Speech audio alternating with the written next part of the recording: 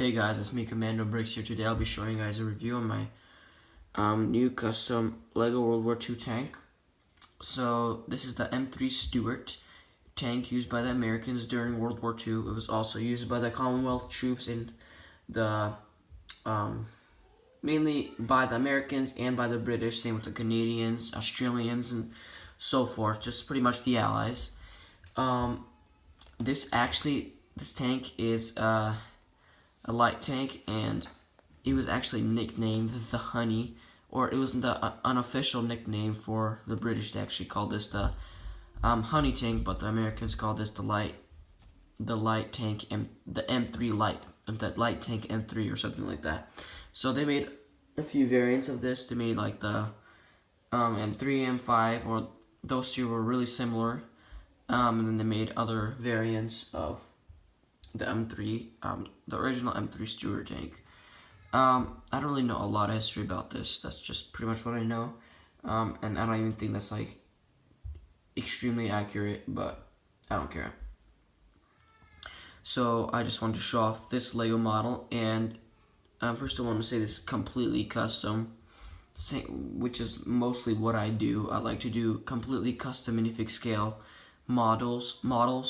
So this is what this is, and the real life version, the real life tank is actually like 7 feet wide. So I made this 7 studs wide. It's 15 feet long, so I made it like 15 to 16 studs long, which is perfect.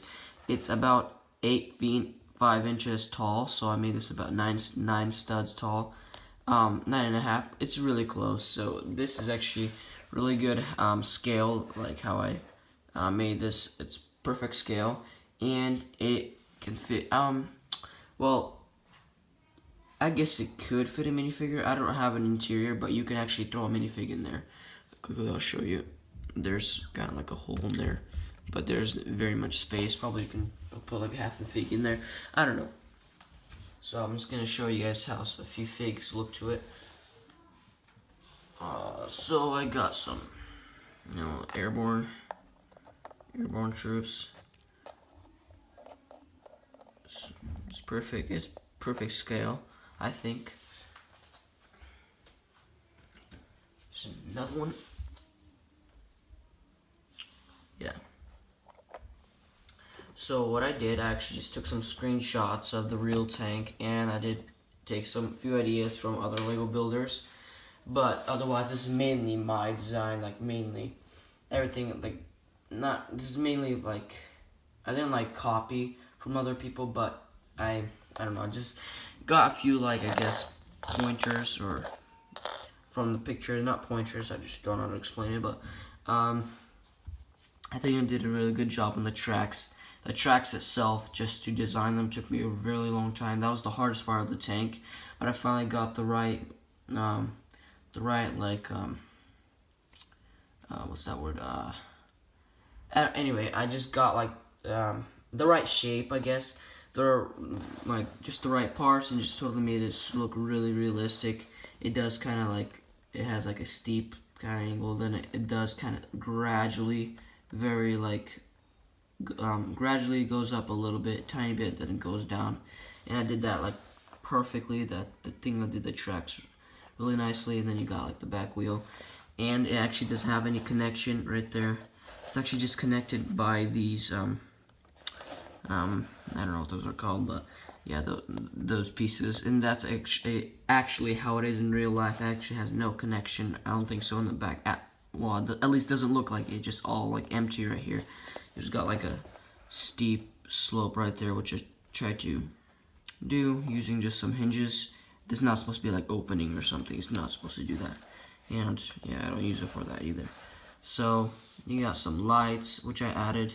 I actually made up a new technique. I don't know if I made it up, but I never saw anybody use this technique. So you just get a hand and you put a little light piece, and you can stick it into that like in that hinge piece, and it fits perfectly. So I based it off this other like plastic toy model. A lot of it I based it off. So like you got like a machine gun right there, then you got 2 machine guns on the side and one on the top. These are just a bunch of sticks and like pneumatic tubes and stuff like that. And then you got the brick arms, M19 Browning or something like that.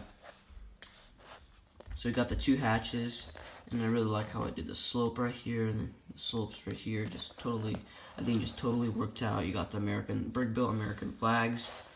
Got some gear right there. I mean, I could put some more on top. Some more American flags. So yeah, turret kind of spins. You could, but it's just kind of wobbly because it's connected on like some cylinder bricks like that. So yeah, they didn't work out the best way, but at least it still works, kind of. Get it in there. Yeah. Got the antenna. Yeah. So that's it. And the tracks do not spin. It's just too tight. Even if you try, it'll probably just kind of break. I don't know. It's just too tight to spin, and I wanted it to be tight because that's how it is. Realistically, it's really tight. So yeah. That's pretty much it for this video. Please rate, comment, and subscribe, and thanks for watching.